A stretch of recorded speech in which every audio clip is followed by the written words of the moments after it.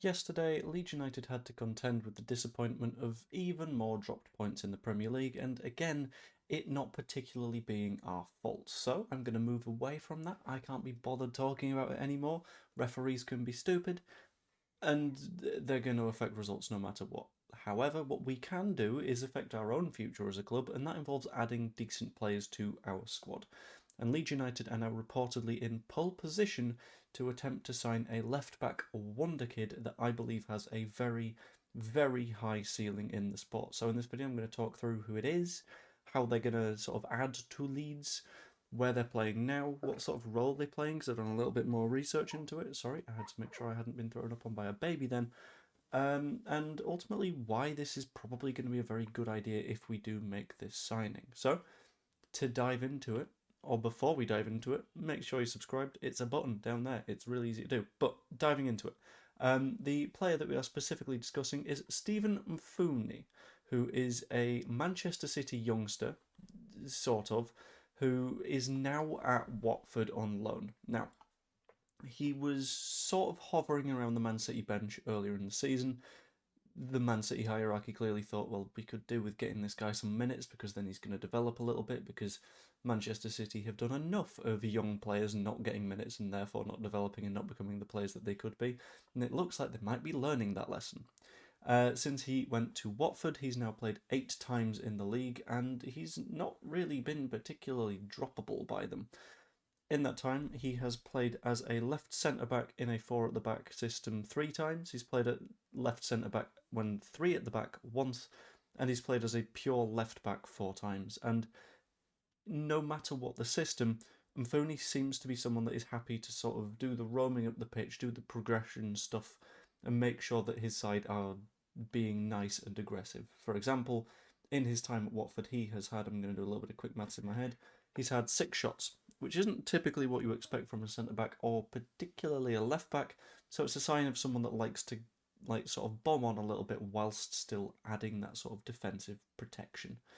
Likes to roam a little bit, and when he plays as a left centre back, he also does the sort of progressive football stuff. Think of how Joe Rodon plays when we're playing with 3 at the back, where he will effectively cover at right back for Jayden Bogle. That kind of job on the left hand side, which is a very, very decent sort of profile of footballer to have. In addition to that, he's not only rated highly by the clubs that are following him, which I'll get into in a couple of minutes' time, but he's rated incredibly highly by Watford.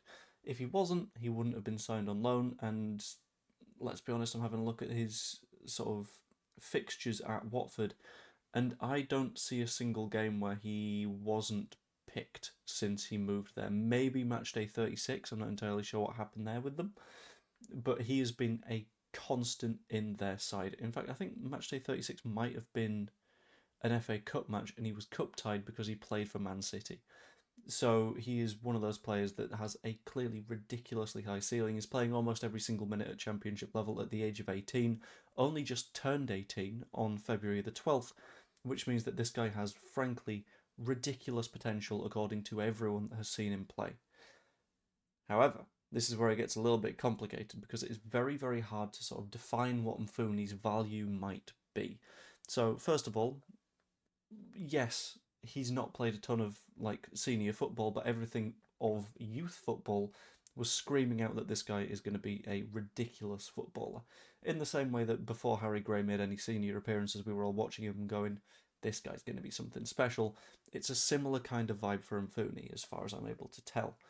Now, add on a little bit of championship experience to that pile, and it becomes a little bit hard to define what that potential is. He's performing really well at the senior level at the age of 18, so that potential could be through the roof, but at the same time, he could be someone that is just really good at championship football, and he doesn't tend to push too far beyond that.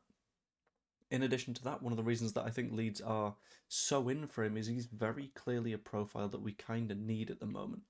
Not only is he a left back, and we've only got one of those in addition to James Justin, who does both sides, and I suppose Jayden Bogle being on the right, and I guess Sam Byram can be a left back, but realistically, we've got one dedicated left back at the club at the minute, which is something we could really do with fixing and having it be a young player that is a bit of a project that is going to develop. That was a dramatic sigh, girly. Oh, that was adorable. And having that be a kind of player that is going to be a bit of a project that we're going to be able to keep going for years and years and years and years and years, is something that's a little bit promising, especially when in the press conference last week before the Crystal Palace match, Daniel Farke was asked a little bit about sort of transfer strategy and the way that Leeds United are going to approach things, and he very specifically said that as we go, it's going to be ideal to sort of look for those marquee players, sure, but in addition to that, those players that are sort of projects, the ones that you can sign and say you will develop with us as we develop, and ultimately that rising tide of Leeds United will lift all ships. You are one of those ships, which is a good position to be in. You sort of get a player that grows at the same speed that Leeds United grow, and everyone tends to win. Now, this is where it gets a little bit complicated, because it's not just Leeds United looking at this guy. There is also several clubs in the Bundesliga. One of the names that I've seen sort of mentioned is Borussia Dortmund, because of course you have. Because when it comes to Borussia Dortmund, they tend to be very good at picking out young, promising talent from the UK, saying, cool, we will sign you, and then we will sell you back to a Premier League club for a vast profit at some point in the future. Did it with Jadon Sancho, did it with Jude Bellingham, in the process of doing it with Joe Bellingham, and Mfuni could be the next on that list. Did they also do it with Bino Gittins? I think they did. But obviously, Borussia Dortmund will be a part of that conversation. There's also a little bit of interest reportedly coming from Spain, a little bit of interest coming from Italy. A lot of European clubs are seeing this guy, seeing that he's got a hell of a lot of promise, and making it a little bit difficult for us to get a move done with relative ease. If it was a case of no one else is interested, we'd do what we've done with a lot of academy talents recently, and that is just go, oh, Man City aren't playing you, Jadon Lenu, you want to come to us? Nice. And that makes it easier. Lenu was Liverpool, actually, come to think of it. It doesn't matter. But that sort of vast amount of interest from so many places also means that that level of value is just going to push higher and higher and higher. As I mentioned, it's hard to define what that value is, but you're maybe looking in the 8 to 12 million quid range, because if you think what we paid for Darko JB a few years back, that was Darko JB 4? Or was Darko JB 10? I can't quite remember. But we paid a similar-ish chunk for Darko JB, who was a player with a decent amount of promise. I think Mfuni's a better player than Darko JB, but there's the same sort of level of hype at the age of 18 between the two. It's sort of comparable. So for me, this would be an ideal move for us. It would probably be a good move for him, because we can also offer that sort of route into first-team football. Yeah, it wouldn't be instant, but then we'd actually have the opportunity to take Gabby Goodmanson off from time to time, which would be an absolute treat for us. And it's one of those moves that I think is incredibly beneficial. If we were to land him in that sort of 8 to 12 million quid territory, fully expect Man City to have some form of buyback on him, because that's what Man City do.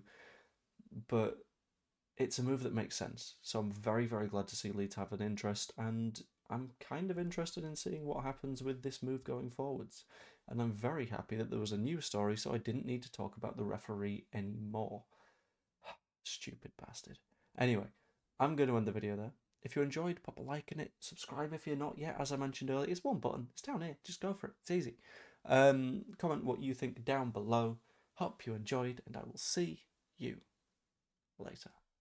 Toodaloo.